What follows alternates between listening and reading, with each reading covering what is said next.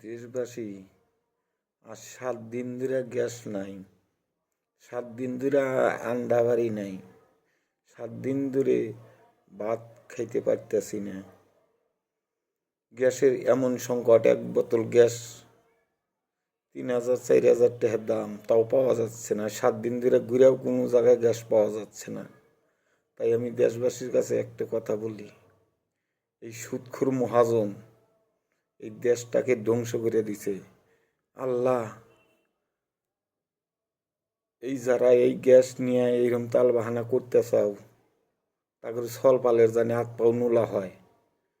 এই সুদখোর মহাজনের ছলপাল ও উপদেষ্টাদের ছলপালের চোখ জানি কানা হয়ে যায়। আল্লাহ, আল্লাহ তোমার কাছেই ফরিয়াদ জানাই। আল্লাহ, তুমি এই জালিম সরকারের কাছ থেকে রক্ষা করো। আল্লাহ, গ্যাস পাইতাছি না, না খায়া হচ্ছে 7 দিন ধরে ভাত খাই না, মুড়ি চিরা খায়া রয়েছি। আল্লাহ, তুমি আর বিচার করো। আল্লাহ, আল্লাহ তুমি এই উপদেশটা করে চোখ ছলপালের চোখ মুখ জানি কানা হয়ে যায়, নুলা হয়ে জানি যায়, পঙ্গু হয়ে জানি যায়। আল্লাহ, বোবা জানি হয়ে যায়। আল্লাহ, তোমার কাছে এইটাই ফরিয়াদ জানাই। আল্লাহ।